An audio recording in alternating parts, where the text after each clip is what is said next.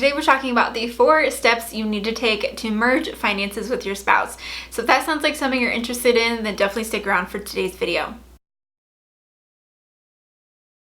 Hey guys, I'm Marissa and welcome back to my channel. Here on my channel we talk all about budgeting tips to help you win with money and learn how you can enjoy life while still accomplishing financial goals.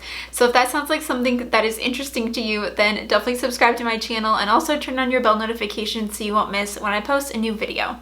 Today we're talking all about marriage and money and how you can merge finances with your spouse. So whether you are engaged, looking to become married, you're a newlywed, or you've been married for several years, it is so beneficial to merge finances with your spouse. I will also start by saying if you're interested in learning more about how you can have a successful budget meeting with your partner, I have a PDF download for free on my blog. So I will have a link down in the description box down below. You just can fill out a form and subscribe to my blog and you get a PDF sent straight to you with some budget questions to help guide you through a budget meeting with your partner.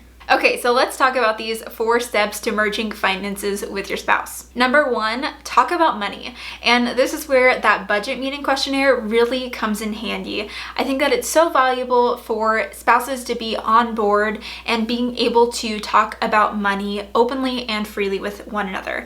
And I know that that can also feel a little bit awkward. So again, that's what that budget questionnaire guide is going to help you walk through having a money discussion with your spouse. So even before you're married, it's important to have an open dialogue about money, talking about how much you make, how much debt you may have, what financial goals you are wanting to accomplish, how much you have in savings, what are things that you really love to spend money on, and what are things that you're willing to give up.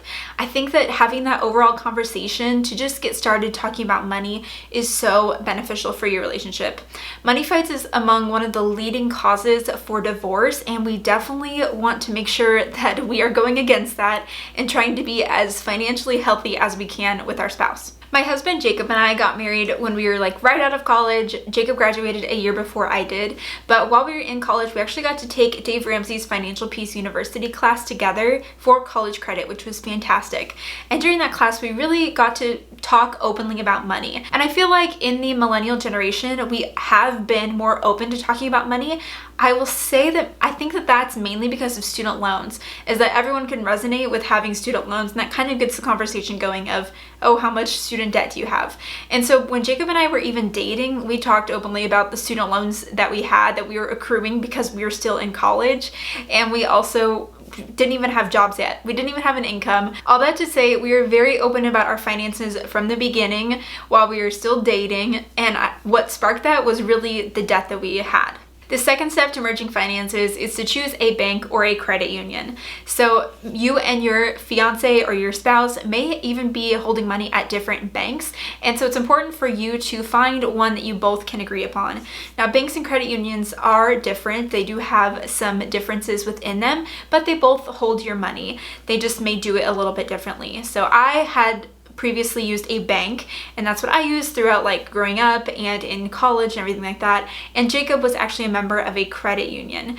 And while using my bank was fine, there were some things that were frustrating with using a bank, especially as a college student when I didn't have much money, is that I got charged fees for not having very much money in the bank.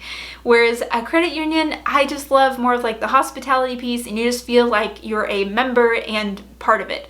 And so when Jacob and I got married, we decided that we are going to move to the credit union that he was a part of, and I would cancel my account with the bank. So do some shopping around and decide at which financial institution you'd like to open up checking and savings accounts. The third step to merging finances is to open that joint account. So before Jacob and I were married, we kept our finances totally separate. We were both individually working on paying off a little bit of our student loans, and so I was working on solely my student loans, he was working on his, while we were still engaged. But right when we got married, we decided that that was the time to completely join our finances. So I remember, I think it was the day after our honeymoon, we went to my bank, we closed out my account, took out all the money, and then we went to his credit union and deposited it, and we opened up a joint checking account. Opening up a joint account is so valuable because it allows both people to have eyes on the money that's coming in and out of the household. It allows for no secrets because you both have access to it, and it's also very easy to open. You can just go to your financial institution and open up a joint account. And now that you do have a joint account, it's important to update all of your deposits or withdrawals that you have set up automatically to go into this joint account. For a long time, Jacob had his own personal checking because he had been with that credit union for so long, and then we had opened up that additional joint checking account, and we've been using 2 checking accounts for a long time, even though we both had eyes on both of them. Like my login showed both accounts and his did as well, but we decided that was just too complicated. It didn't make sense for us to have 2 separate checking accounts but we both could see. So we have decided to get rid of one and just focus solely on that joint account, and so we've been moving all of our automatic withdrawals and deposits to this joint account. And the 4th step with merging your finances with your spouse is to view money as our money, not his money or her money. And this is something that I think is so interesting. I know a lot of people who get married and keep their finances separate, and someone will say, oh yeah, like my spouse put in like $50 for that, or like, yeah, we split this. And for me, that's just so interesting. I know people will all do different things in different ways, but I find so much value in becoming one. Like when you get married, you become one, you're one household. And so I think that operating off of one household budget and having money all together is so valuable. Some people, when they merge finances, will split bills based on the percentages that people make. So for example, if Jacob made 75% of the household income and I made 25%, then I would cover 25% of the electric bill, of the rent, all those sorts of things. Jacob would cover 75%. I know that works for a lot of people. For me personally, I just feel like that's too complicated, and I feel like that could easily get people into maybe nickeling and diming each other, which is not what you want to do when you are married. I feel like that's more of something that you do when you have like a roommate. So instead of viewing money as Jacob's money or my money, all of the money that we bring in from our jobs gets pooled into one account, and in our budget, it shows everything that we plan to spend on with all of the money that's brought in. And I'm very thankful that we have our account set up this way, especially when you think about later down the road, if, for example, if I decide to quit my job, if I want to become a stay-at-home mom someday, if I was used to contributing to the household and had, I had to cover so much of a bill from my income, I feel like that would be really hard to adjust to if I wasn't bringing in any financial resources for me personally. So instead, we like to view money as our entire household. So those are the 4 steps to merging finances with your spouse.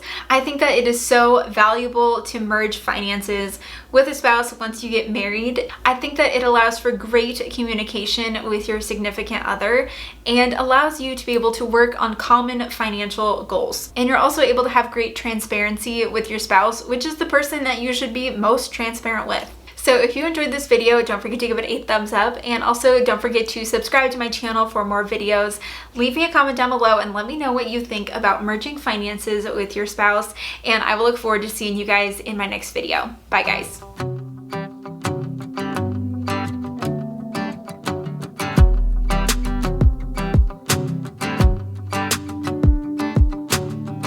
I've been dreaming so much lately about your face when you're smiling. It's the only thing that saves me.